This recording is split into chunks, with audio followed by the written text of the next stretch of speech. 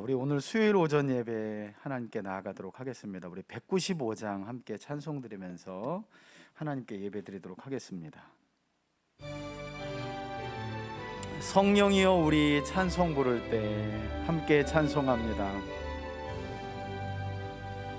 성령이여 우리 찬송 부를 때 진심으로 찬양하게 하소서. 성령이여 우리 기도 드릴 때 우리 곁에 계셔 일러주소서. 성령이여 우리 성경 읽을 때 그 속에서 빛을 보게 하소서. 성령이여 우리 전도할 때에 지혜로운 말씀 주시옵소서. 성령이여 우리 겸손해져서 우리 주와 같이 되게 하소서. 아멘. 284장 한 장 더 찬송합니다.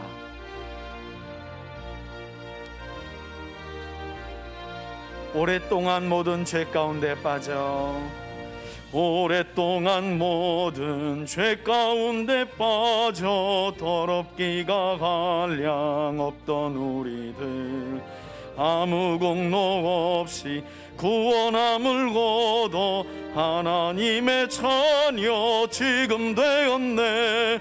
주의 그 사랑 한량 없도다.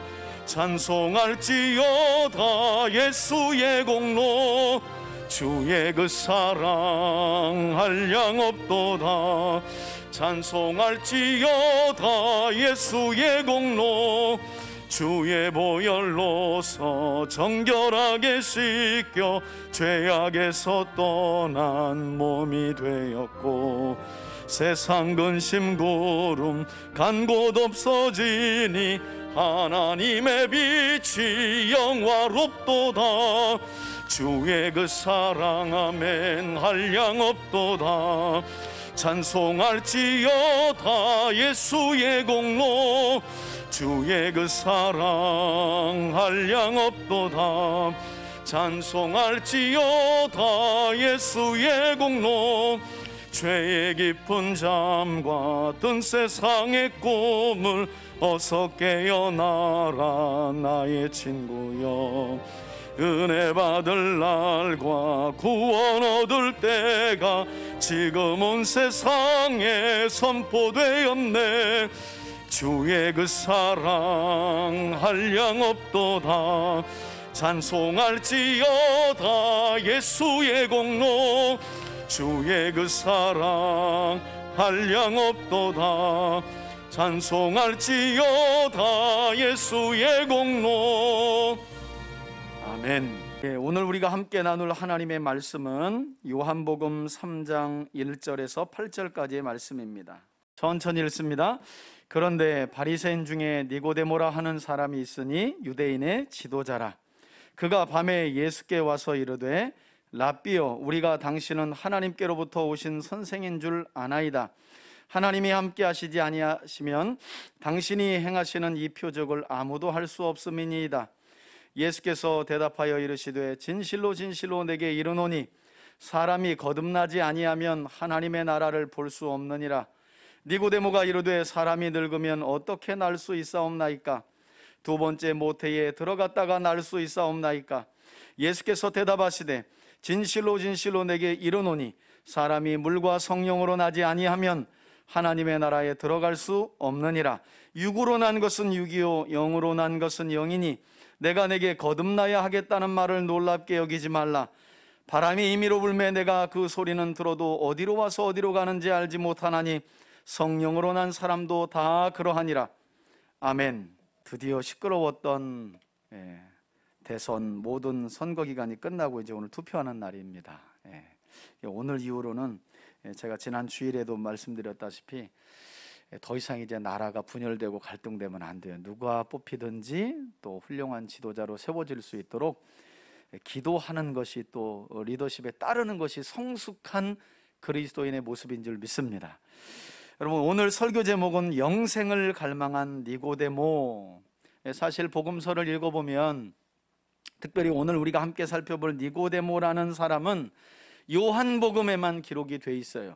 그래서 우리가 보통 성경을 읽을 때 복음서에 들어서면 복음서 4권을 과연 다 읽어야 하는가라는 회의가 늘 마가복음을 넘어갈 때쯤 되면 누가 요한까지 굳이 또 읽어야 되나? 여러분, 안 읽으면 니고데모라는 사람은 일생에 우리가 알 수 없는 사람이 되어버리는 거예요.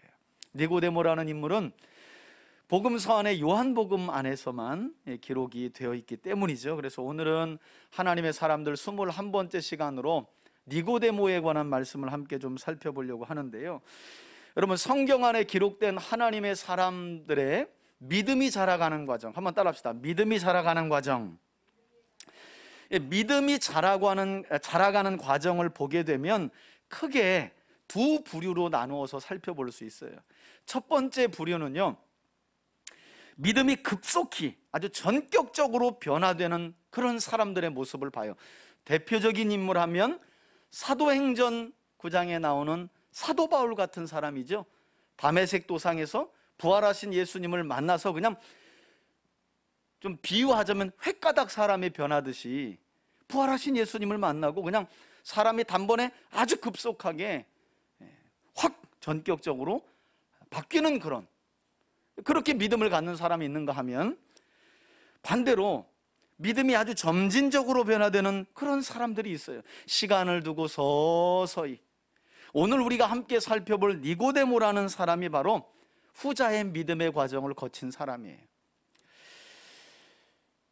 안타까운 것은 우리 한국교회의 형편을 보면 한국교회 안에서는 믿음하면 무조건 뜨거워야 돼. 뜨거워, 뜨거워 주님의 사랑. 그러니까 믿음하면 뭐 하는 거예요? 뜨거운 거예요. 그래서 그냥 목사님들마다 성도들의 믿음에 어떻게 하면 불을 지필까? 성경적인 방법으로 불을 지피면 그래도 아멘하고 따라갈 텐데, 이게 도대체 성경적인지 인위적인지 알 수 없는 수단과 방법을 다 동원해서 그냥 교회 안에서 행하는 것이니 다 하나님의 은혜요 하는 일들이 일어난다는 거예요. 여러분, 한국교회는 그래서요, 그냥 뜨겁고 급격하게 그냥 사도 바울과 같은 사람들 보면 그냥 껌뻑 죽는 거죠. 어떻게 어제와 오늘이 완전 예수님처럼 저렇게 변화될 수 있는가? 사실 제가 사도 바울을 급격하게 믿음이 변화된 사람이라고 예를 들었지만, 사실 여러분, 사도 바울 전 생애를 걸치면 사도 바울도 점진적인 믿음의 과정을 거쳐 자란 사람이에요. 유대교에 속해서 바리새파에 속했다가 가말리엘 문화생으로 오랫동안 구약의 율법을 공부하고, 그러나 그 율법을 따라 오신 메시아이신 예수님을 믿지 못해 결국 예수님을 믿는 사람들을 핍박하는, 사실 그것도 전체 바울의 인생으로 보면 바울이 부활하신 예수님을 만나게 되고 그의 믿음이 온전한 믿음으로 자라기까지의 과정이라고 볼 수 있는 거죠. 그러니까 어떤 점에서 그냥 예수님 믿고 성령 받아서 사람이 획가닥 변화되는 일은 극히 드물다. 극히 드물어요. 여러분, 왜 극히 드문다고 제가 말씀하시냐면 하나님이 세우신 질서가 그렇기 때문이에요. 구약을 보게 되면 하나님께서 이스라엘 백성들을 애굽에서 구원하실 때 삽시간에 애굽의 재앙 10개의 재앙을 내려 구원하시죠. 그리고 그때부터 이스라엘 사람들의 믿음을 세워가는 일에 있어서는 하나님이 매우 침착하시고 아주 천천히 인격적인 방법을 통해 점진적으로 그들이 받은 구원의 의미와 구원받은 사람들은 어떻게 살아가야 하는지, 구원받은 사람들이 살아갈 때의 삶의 원리와 가르침은 무엇이어야 하는지를 아주 천천히 가르쳐주고 있다는 거예요. 그런 점에서 우리 인식이 좀 바뀌어야 되죠. 뭔가 좀 확 체험하고 그냥 확 변화됐으면 좋겠는데, 물론 하나님의 은혜는 언제나 우리에게 변화를 가져와요. 그러나 여러분, 무슨 번개 맞듯이 하나님의 은혜 맞아가지고 확 사람이 변화되는 일은 사실 하나님께서 기뻐하는 일이 아니에요. 하나님은 조근조근 생명의 말씀을 한 인격체가 듣고 자발적으로 자원하여 하나님이 누구신지를 경외하고 경배하는 삶을 살기를 원하시는 줄 믿습니다. 이게 하나님이 원하시는 거예요. 그러다 보니까 한국교회 목회자들이 이게 급해요, 마음이. 저도 그런 고비가 있었죠. 끊임없이 말씀을 가르치는데 목사들이 보기에 성도들의 믿음이라는 게 아주 느려 보여요. 변화되지 않는 것 같기도 하고. 지난 우리 3.1절 성경 강좌에 오셨던 우리 젊은 목사님도 저하고 보니까 10년 연배더라고요. 10년 차이가 나는데 그런 부분이 참 견디기 힘들다는 거예요. 이제 개척한 지 2년 됐는데 성도들이 잘 안 변한대. 그래서 내가 20년째 목회하는데 그런 게 목회 현장이고, 그럼에도 불구하고 성도들의 믿음은 자라가고 있는 걸 봐야 된다. 어디 여러분 식물 있잖아요. 식물에 씨앗을 심어놓고 자라나는지 하루 종일 보세요. 그냥 빨리 꺾어버리는 게 나을 것 같아요, 여러분. 그렇다니까요. 뭘 심고. 그런데 저도 이제 시골의 농사꾼 아들이니까 너무 놀라운 게요, 아니 심고 중간중간 논이나 밭에 가서 뭘 하다가 한 번씩 이렇게 가면요, 어느새 그냥 쑥쑥쑥 자라 있는 거예요. 시간이 지나면서. 믿음이라는 것도 그런 과정을 거쳐 자라요.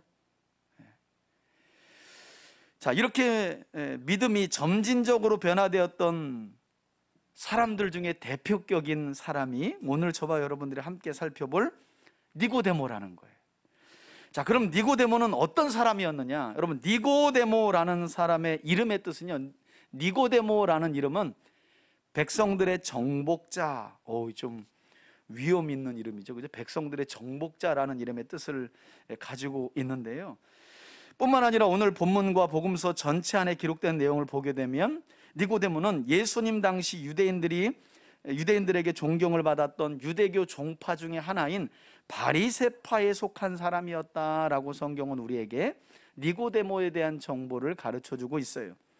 그런가 하면 우리 성경은 니고데모를 유대인의 관원, 지도자라는 말인데요, 유대인의 관원하고 지도자 하면 꽤 높은 사람이구나 라고 생각할 수 있는데 사실 그 정도보다 훨씬 높죠. 예수님 당시에 유대인 사회는 사내들인 공회라고 하는 대략 한 70명의 지도자들이 사회, 정치, 경제, 종교까지 사법권, 일종의 사법권까지, 사형을 빼고는 모든 그런 권한을 가진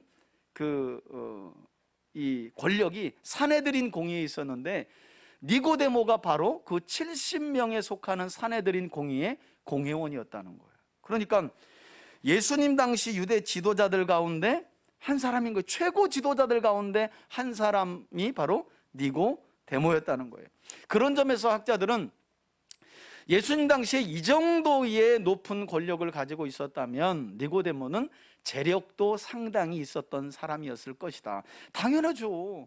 사회, 정치, 경제 그리고 종교까지 꽉 잡고 있는 70여 명의 사내들인 공회 회원이었다면 재력도 상당했을 거라는 거죠.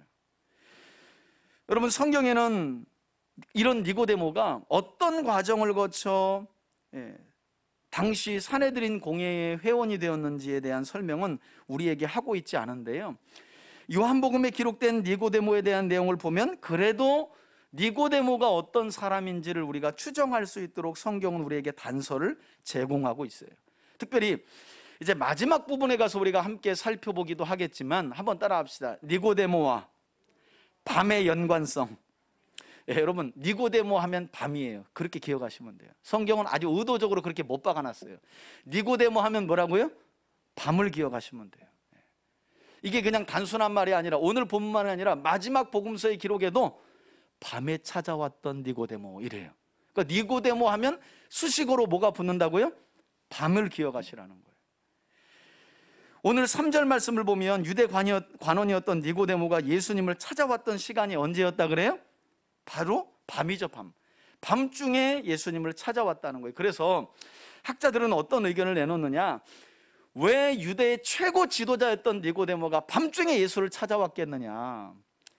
당시 모든 대제사장과 유대인의 관원들이 예수를 경계하면서, 왜? 지금 사람들이 예수가 메시아 아니야? 예수가 행하는 표적을 봐봐, 메시아 같아, 이렇게 사람들이 예수님께 쏠리니까 모든 유대 지도자들이 어떻게 하면 예수를 죽일까 하고 혈안이 돼 있었거든요. 그런 혈안이 돼 있는 유대 지도자들 그룹 안에 니고데모가 들어가 있는 거예요. 그러니까 니고데모가 예수님을 찾기에 낮에 간다는 건 매우 자기가 가진 신분상 어려운 거예요. 그래서 사람들의 시선을 피해서 어떤 시간을 택해서, 밤을 택해서 예수님을 찾아간 거예요. 이런 내용들 때문에 이 밤이라는 수식어가 붙는 니고데모에 대해서 학자들은 매우 소심한 지도자였을 것이다. 어떻게 보면 조금 우리가 의심스러운 눈빛으로 보면 자기가 가진 사회적인 신분과 권력과 재력을 잃을까 봐. 왜? 나중에 보지만, 우리 좀 이따 살펴볼 거지만, 니고데모가 조금 예수님 편에서 이야기했다가 너도 갈릴리 사람 아니야 이거? 너 한패야? 이런 오해를 받거든요. 그래서 여기까지 보면 아직까지 니고데모가 표정만 보고 예수님을 찾아왔지만 밤중에, 그것도 자신의 신분이나 권력을 혹여라도 빼앗길까 봐 밤중에 사람들의 시선을 피해서 예수님을 찾아왔다는 거예요. 그래서 학자들은 이 사람은 약간 소심한 사람이고 그런 사람일 것이다, 이런 주장을 하고 있는 거죠. 저는 그런데 개인적으로 니고데모가 예수님을 찾아온 시간도 물론 니고데모라는 사람을 이해하는 데 중요한 단서가 되겠지만, 그보다 더 중요한 것은 이처럼 니고데모가 예수님을 밤중에 찾아와서 물었던 그의 질문의 내용이 더 중요하다. 사실 오늘 요한복음이 그런 내용이고요. 여러분, 복음서 안에 거듭남과 중생에 대하여 예수님과 이처럼 긴 대화를 나눈 사람은 니고데모가 유일해요. 중생, 거듭남, 이게 구원으로 가는 과정에서의 아주 중요한 교리거든요. 근데 이 내용을 가지고 예수님과 대화한, 유일하게 개인적인 대화한 사람은 니고데모가 유일해요. 그러니 이 질문이 더 중요하다는 거예요.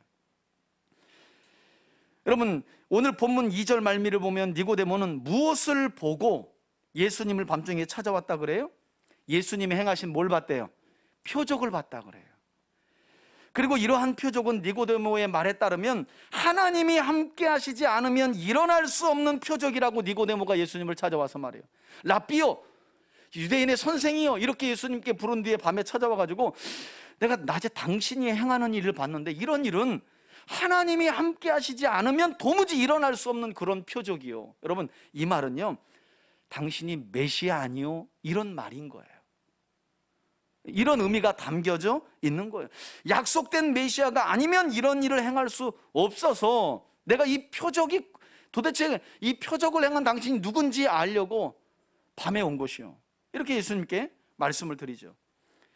여러분, 이런 것을 보면 니고데모는요, 우리가 오해하지 말아야 될 게, 그냥 많은 사람들처럼, 복음서에 나오는 많은 사람들처럼 그냥 기적과 표적 보고 그냥 미혹돼 가지고 혹시 뭐 나 좀 배부르게 하지 않을까, 뭐 좀 나 질병 좀 고치지 않을까, 여러분 이래서 온 사람은 아니었다는 거예요. 최소한 니고데모는요, 바리새인이잖아요, 지도자잖아요, 산헤드린 공의회 율법 교사답게 그가 알고 있는 구약의 말씀을 따라 메시아가 오시면 이런 표적들이 일어날 것이다 라고 하는 말씀을 기억하고 분별하는 눈은 가졌던 것 같아요. 그냥 혹해가지고 어떻게 예수 좀 따라다니면 뭐 좀 먹을 거나, 아니면 내 병이나 좀 고치고 뭐 좀 좋은 거 얻을 게 없나, 이래서 온 게 아니라, 니고데모라는 사람은 율법 교사였고, 그러다 보니까 구약의 율법을 너무 잘 아는데 율법을 따라 오신 예수님이 행하신 일을 보니까 이게 메시아의 표적과 일치되는 거예요. 그래서 예수님을 찾아온 거예요. 자, 이런 부분을 보면 좀 우리가 본받을 점도 있죠, 그죠? 그냥 우린 그냥 뭐가 나타나도 덤다디 그냥 뭐 성경에 나와도 그냥 그런가 보다. 의심되면 가서 물어보고 이게 맞느냐 하고 따져보고. 니고데모는 그런 사람이라니까요. 그런 분별력이 있었어요. 그런데 이런 니고데모의 질문에 대해서, 아니 당신이 행하는 표적은 이거 하나님이 함께 하시지 않으면, 다시 말해 약속된 메시아가 아니면 행할 수 없는 그런 신기한 표적인데 내가 그것 좀 물으러 왔어. 그랬더니 예수님이 대뜸 뭐라고 말씀하시냐면, 여러분 오늘 본문의 3절을 보시면 진실로 진실로 이렇게 예수님의 대답이 시작되죠. 여러분 진실로라는 말은 헬라어로 아멘 아멘이라는 말이에요. 헬라어로 원어에 아멘이라는 말이 진실로. 그래서 여러분 하나님의 말씀을 들을 때 우리가 뭐 해요? 아멘 하는 이유가 진실로 그러합니다. 그러니 아멘 잘하셔야 된다니까요. 그냥 무턱대고 그냥 목사님 좋으라고 하면, 순복음교회 같은 경우가 그렇죠. 그냥 막 충성도를 아멘으로 표시하잖아요. 아멘 막, 여러분 그러다 벌 받습니다. 아멘 막 그냥 자다가 일어나가지고 아무 때나 막 아멘하고 막 그러면 안 돼요. 진실로 그러합니다. 예수님께서 찾아와 질문하는 니고데모에게 진실로 아멘이라는 말을 2번이나 외친 뒤에, 이건 메시아가 아니면 행할 수 없는 표적인데 당신이 메시아가 맞습니까? 라는 걸 이제 질문하는 거거든요. 그런데 예수님이 이런 니고데모의 질문을 향해 뭐라고 말씀하시느냐? 예수님은 한층 더 나아가서 하나님 나라를 볼 수 있는 방법에 대해서 가르쳐 주시면서 여기서 중생, 거듭남의 필요성을 니고데모에게 가르쳐 주셨다는 거예요. 거듭나지 않고선, 내가 이 표적을 보니까 당신이 약속된 메시아 같은데요? 그러니까 메시아가 맞습니까? 아닙니까? 이거 물으러 왔는데 예수님은 그 질문에 대답에 관심이 없어요. 왜냐하면 당신이 메시아가 확실하니까. 그러면 중요한 건 뭐예요? 메시아가 왜 왔느냐잖아요. 그죠? 우린 기적 보면 어이구 나도 한번 저런 기적을 얻었으면 여기서 끝나. 우리의 소원이라는 게. 그런데 예수님은 그런 구약의 말씀을 따라 표적을 분별하고 저분이 메시아가 맞나 아닌가 이런 궁금증을 가지고 온 니고데모를 한층 더 진리로 끄는 거예요. 내가 메시아가 맞는데 내가 왜 왔냐 하면 하나님 나라에 대해서 소개하고 보여주려고 왔는데, 그 하나님의 나라는 거듭난 사람이 아니고는 볼 수 없다는 거예요. 거듭나지 않으면, 중생하지 않으면 볼 수 없다고 예수님이 말씀하세요. 여러분 여기 쓰인 거듭남이라는 단어는 헬라어로 아노덴이라는 단어예요. 거듭남이라는 뜻도 있고 다시라는 뜻도 있고요, 비슷한 의미로 위로부터라는 말이에요. 위로부터. 여기서 그러니까 예수님의 말씀이 위로부터 다시 태어나지 아니하면 하나님 나라를 뭐 할 수 없다는 거예요? 볼 수 없다는 말이에요.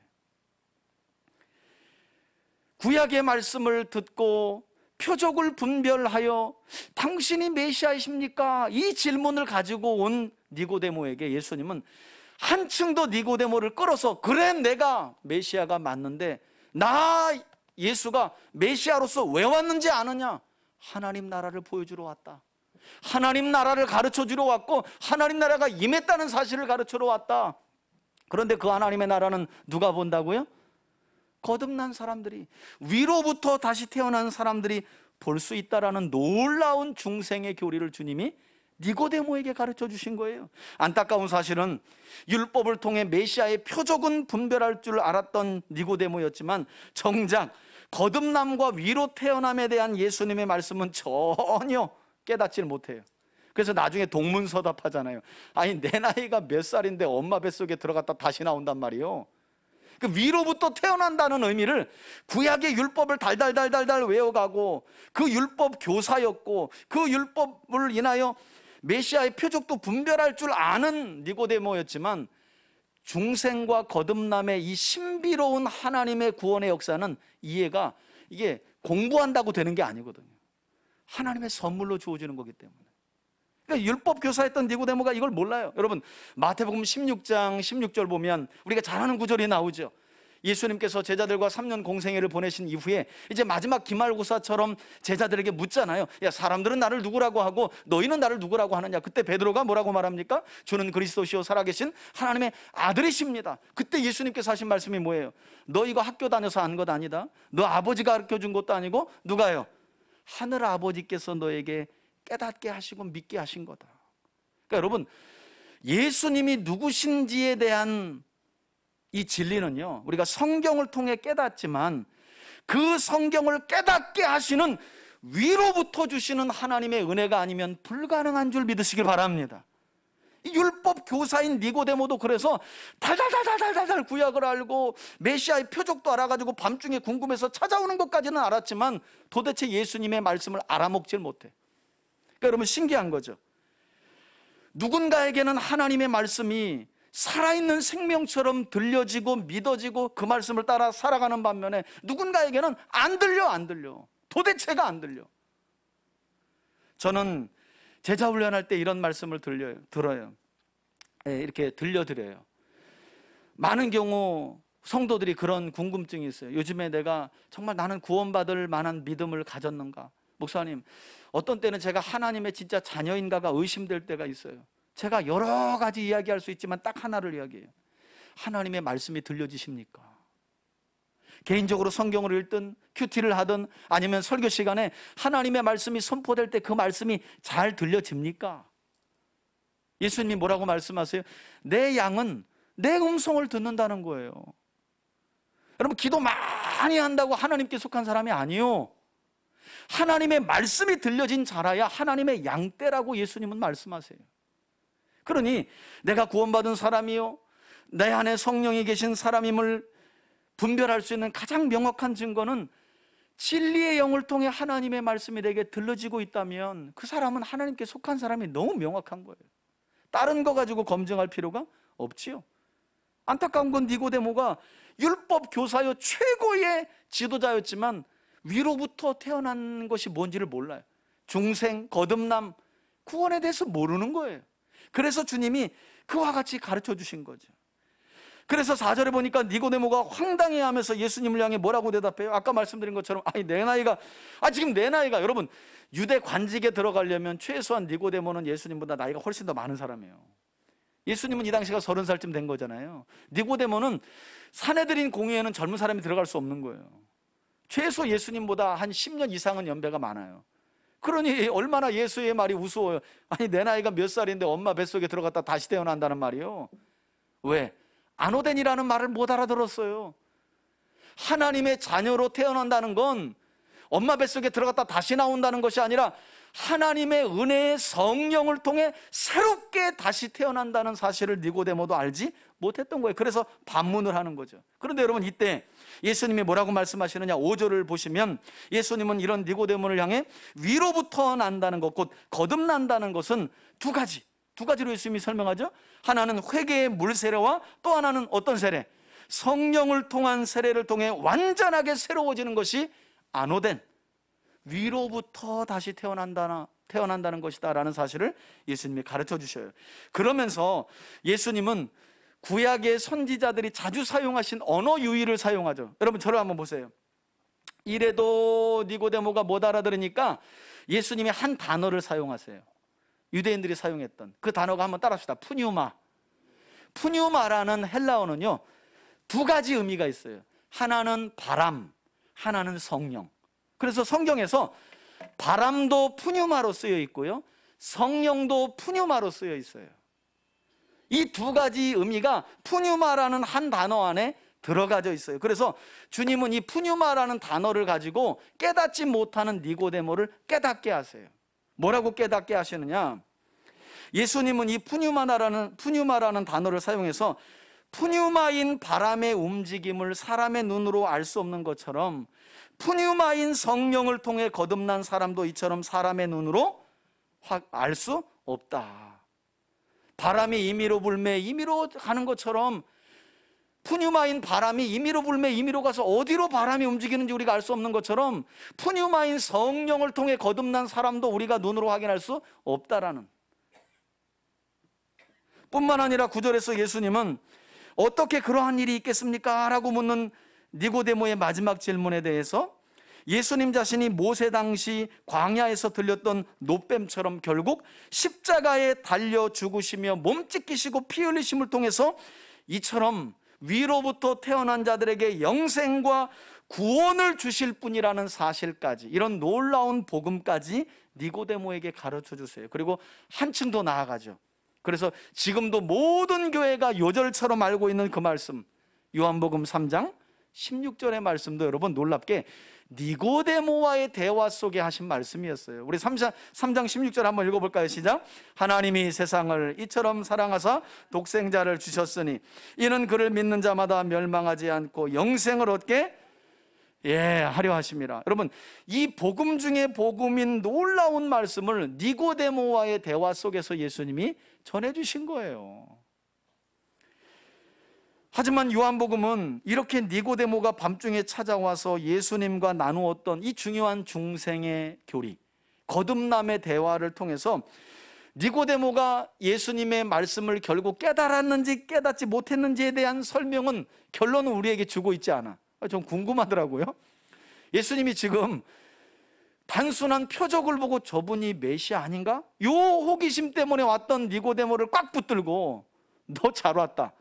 내가 메시아가 맞는데 이게 내가 메시아인가 아닌가 그게 중요한 게 아니라 메시아를 통해 하나님이 뭘 보여주시려고 하는지를 네가 볼 수 있어야 돼. 그게 하나님의 나라야. 그런데 그 하나님의 나라는 물과 성령으로 다시 태어나지 않으면 볼 수도 없고 들어갈 수도 없어.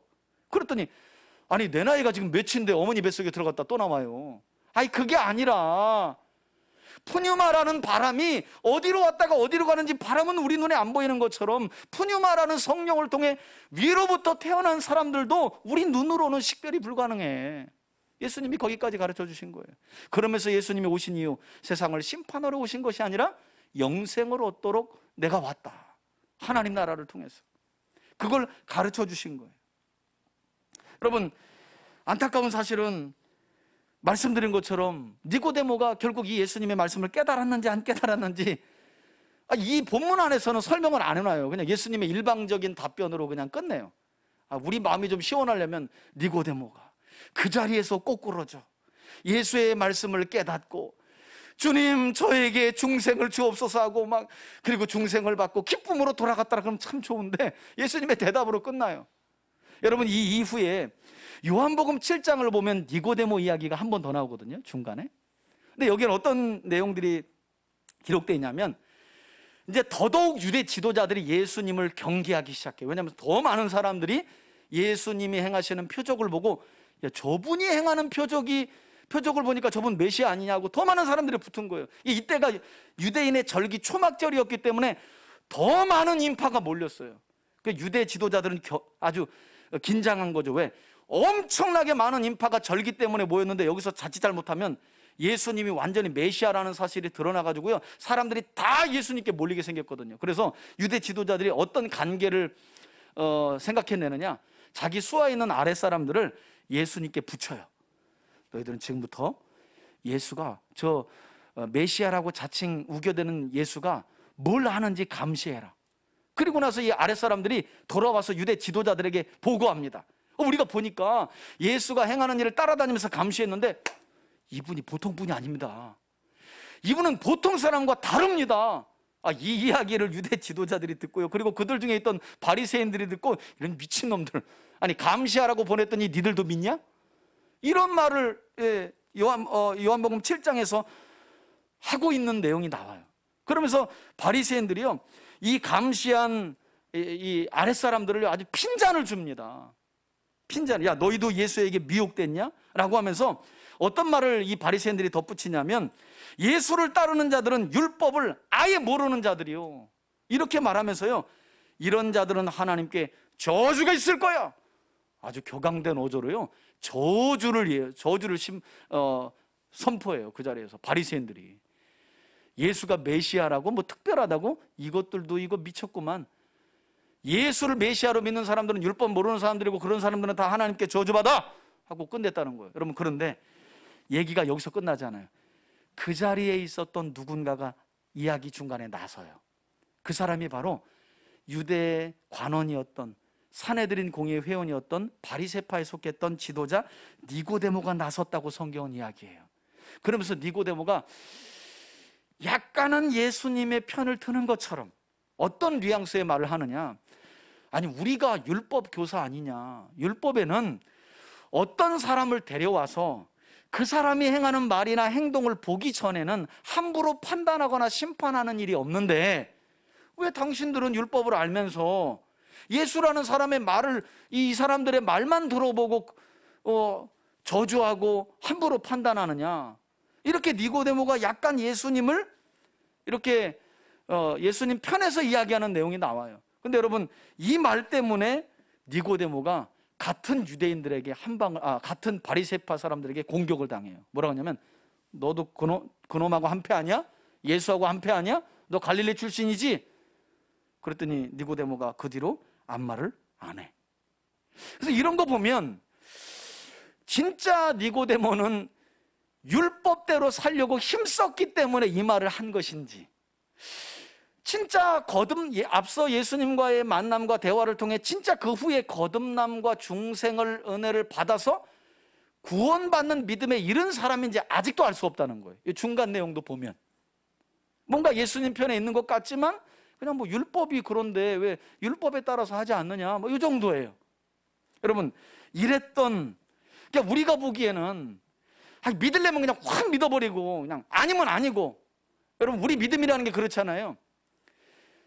이게 대한민국 사람들의 믿음으로 인정받으려면 니고데모는요, 예수님 믿고 중생과 거듭남에 대한 진리를 알고 사내들인 공회에 가가지고 사표를 딱 집어 던지고 그 다음부터 예수님 뒤에 꽁무니 따라다니면서 전도해야 돼. 전도. 한국인의 믿음의 정서라는 건 그런 거예요. 다 집안이고 뭐 다 때려치고 그냥 전도해야 돼. 전도. 여러분, 과연 그런가요? 그것만이 믿음인가요?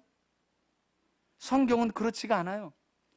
거듭남의 대화를 통해서도 깨닫지 못했던 것 같은 니고데모, 그리고 예수님이 어려움 당할 때 뭔가 변호하는 것 같지만 온전히 예수님께는 속한 것 같지 않아 보이는 이런 니고데모. 여러분, 이런 니고데모가 결국 어떤 사람으로 변화되었다고 성경은 우리에게 증언하느냐? 우리 복음서에 나와 있는 니고데모의 마지막 행적만 한번 앞에 보시고 살펴볼까요? 우리 요한복음 19장 38절로 40절 함께 읽습니다. 시작. 아리마대 사람 요셉은 예수의 제자이나 유대인이 두려워 그것을 숨기더니 2일 후에, 그러니까 여러분 이때는 예수님이 십자가 이미 죽으신 때예요. 예수님의 시신을 두 사람이 수습해서 장례하는데 이 두 사람 중에 한 사람이 부자인 아리마대 요셉이고 또 한 사람이 니고데모예요.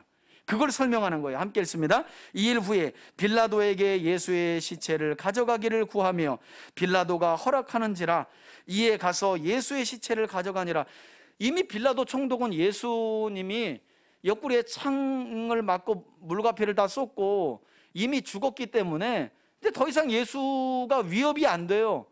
근데 이때 유대 최고 지도자들 중에 둘이 온 거예요. 한 사람은 아리마대 요셉이라는 사람이, 이거 빌라도하고 친분이 있는 사람이죠. 그래서 죽은 다음에 와가지고 이제 죽었으니 시신은 우리가 처리하게 해달라. 인맥이 있으니까 그렇게 해라. 뭐 죽은 자 뭐 내가 무슨 미련이 있냐? 이렇게 지금 가져가는 상황을 설명하고 있는 거예요. 그런데 이때 누가 동행했다는 거예요? 39절 보세요. 일찍이 예수께 밤에 여기 있죠. 또 나오죠. 밤에 찾아왔던 니고데모도 그 다음이 중요해요. 여러분 성경 보세요. 모략과 침향 섞은 것을 얼마나 가지고 왔대요? 100리트라쯤 가져온지라. 이에 예수의 시체를 가져다가 유대인의 장례법대로 그의 향품과 함께 세마포를 쌌더라. 여러분, 모략과 침향 섞은 것 100리트라는 뭐 얼마나 되나? 여러분 대략 한 30kg인데요. 그러니까 이 정도를 가지고 유대인의 장례법을 하려면 딱 한 사람의 경우에만 이 정도의 양의 모략과 침향 섞은 것을 썼다 그래요. 누구냐면 왕이에요. 왕. 이 어마어마한 양은요, 왕이 죽었을 때에만 사용할 수 있는 모략과 침향 섞은 것의 양이에요. 자, 그랬다면 지금 과정은 이 사람이 믿는 거야 아닌 거야, 예수님 편인 거야 아닌 거야 헷갈렸지만 마지막에 가서 예수님이 딱 죽으시고 난 뒤에 부자인 아리마대 요셉과 함께 예수님의 시신을 유대 장례법들을 따라서 처리하는 과정을 보니, 특별히 그 과정에서 니고데모가 엄청난 모략과 침향 섞은 것을 주님께, 특별히 왕의 장례법이 아니면 이 정도의 양을 드릴 수 없는데 예수님을 누구로 고백했다는 거예요? 왕으로 고백한 거예요. 다시 말해서 우리가 보기에 유대 관원이자 바리새인이었던 니고데모의 믿음이라는 게 과정은 희미하고 매우 더딘 것처럼 보이지만, 이와 같이 마침내 니고데모는 자신의 물질을 기꺼이 만왕의 왕 되신 예수님의 시신을 처리하는 데 드리면서 처음 예수님과 만났던 그날 밤의 그 대화, 나 예수는 메시아가 맞고 하나님의 나라를 너에게 보여주러 왔지. 그 하나님의 나라는 위로부터 거듭나지 아니하면 볼 수 없고 들어갈 수 없어 라고 말씀했던 그 말씀을 이 과정 중에, 결국 믿음이 세워져 가는 과정 후에는 어떻게 해요? 깨닫게 된 거죠.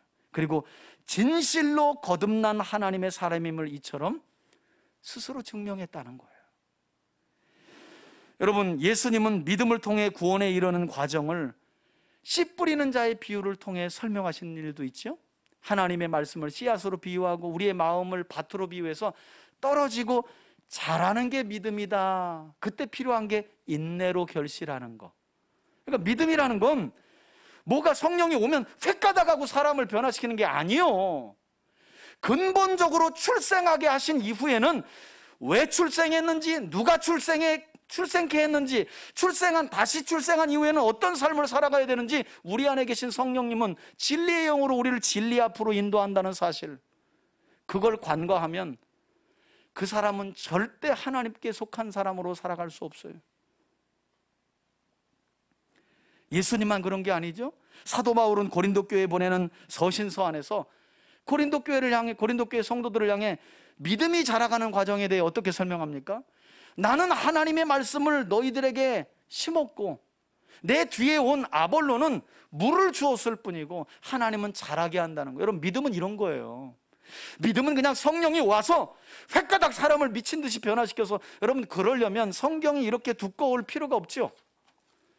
아니, 범죄한 사람 70억은 확 변화될지어다 하나님의 말씀 한마디면 지금도 지구촌의 70억 인구가 모든 죄 사함 받고 획가닥하고 변화될 텐데, 하나님이 뭐하러 이 긴 시간 동안 이스라엘과 씨름하고 온 세상 사람들과 씨름하고 계시냐는 거예요. 믿음은 그런 게 아니에요. 획가닥하고 얻을 수 있는 게 아니에요. 그러니 때가 되면 내가 열심히 해가지고 믿음을 얻어야지, 그것도 빵점짜리예요. 불가능해요. 믿음은 하나님의 은혜로 가능한 거예요. 하나님의 은혜로, 하나님이 주셔야지 믿음이라는 선물을 가질 수 있고요. 중생은 우리의 노력으로 되는 게 아니에요.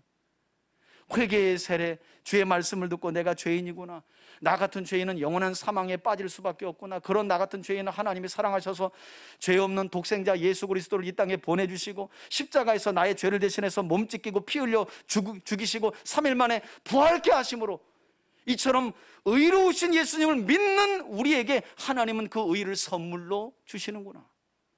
그래서 구원에 이르는구나. 이게 중생의 과정이라는 거예요. 그래서 거듭난 사람들은 끊임없이 그 믿음이 자라가기 위해서 하나님의 말씀을 사모하고 말씀을 듣는 거예요. 다른 길은 없어요, 여러분. 많은 성도들이, 목사님, 어떻게 믿음 좀 회복하고 믿음 좀 뜨겁게 할 수 있는 방법 없나요? 정 뜨겁게 하려면 가스레인지 불을 켜놓고 손을 대봐요. 그럼 뜨거워요. 성경은 그런 걸 말하지 않아요.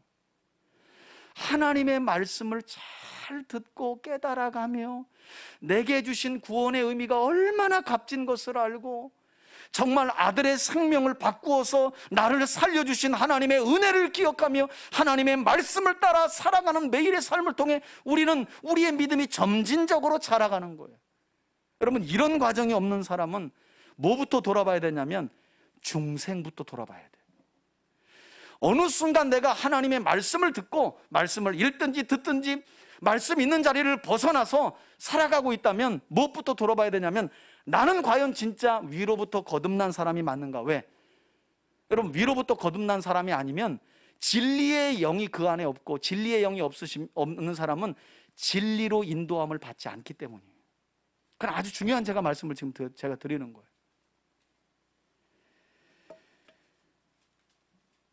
그러니까 우리의 믿음이라는 게 점진적인 과정을 거쳐서, 그래서 날마다 여러분 우리가 하나님의 말씀 붙들고 산다는 게 얼마나 중요한지 몰라요. 우리의 영혼이라는 게. 어제 성경 강좌 끝나고 점심 먹었는데 탈이 나가지고요, 저녁도 못 먹고 약을 2-3번이나 먹고, 그때 힘이 없는 거 있죠. 한 2끼 안 먹었어요. 아침에 이제 조금 먹었는데 그래도 힘이 없어. 아니, 그런데 우리 육신이라는 게 밥 몇 끼 굶으면 그렇게 아프고 힘든데 우리 영혼은 어떻게 이렇게 잘 버틸까? 그냥 일주일이 후다닥 지나가다가 주일날 와도 그냥 담다디 하잖아요. 뭘 돌아봐야 되냐면, 내가 진짜 위로부터 안호된 사람인가, 거듭난 사람인가, 진짜 새롭게 태어난 사람인가를 돌아봐야 된다니까요. 좋은 게 좋은 거고, 뭐 이제까지 내가 다닌 교회 횟수도 있고 연수도 있는데 설마 주님이 천국에 안 보내주겠어? 이런 사람들은 못 들어가요. 그런 사람들이 천국에 들어가는 게 아니에요. 거듭난 사람이 아니면 천국에 들어갈 수 없다고 성경은 우리에게 말씀하고 있어요. 그런 점에서 저는 우리 3대 가족들 모두가 니고데모처럼 영생에 대한 갈망도 없이, 그리고 하나님이 어떤 분이신지에 대해 알고 싶은 열망도 없이 믿는 믿음을 성경이 맹신이라고 경고한다는 사실을 꼭 마음에 새기길 바라고요. 오히려 성경은 점진적일지라도 예수님이 어떤 분이신지를 바르게 알고 그 예수를 바르게 아는 믿음을 통해 성령의 은혜 안에서 위로부터 진정으로 거듭나는 믿음을 가지라고 성경은 말씀하고 있다는 사실을 기억하면서 우리 3대 가족들 모두가 하나님이신 예수 그리스도를 바르게 알고 믿는 믿음으로 물과 성령으로 거듭나서 우리 마침내 거듭난 사람임을 니고데모가 증명했던 것처럼 나의 가장 소중한 것들조차도 하나님께, 왕 되신 예수님 앞에 아낌없이 드릴 수 있는 그런 하나님의 사람들로 세워지고 살아가실 수 있기를 예수님의 이름으로 축원해 드립니다. 아멘. 이제는 우리 주 예수 그리스도의 은혜와 하나님 아버지의 사랑과 성령의 교통하심이 회개의 물세례와 위로부터 나는 성령의 세례를 통해 거듭나 하나님의 나라를 매일의 삶 속에서 보길 원하고 그 나라 백성답게 살아가는 복된 삶을 소망하며 나아가는 우리 교우들 머리 위에, 그리고 저들의 가정과 우리 교회 위에 이제로부터 영원토록 함께 계실지어다. 아멘.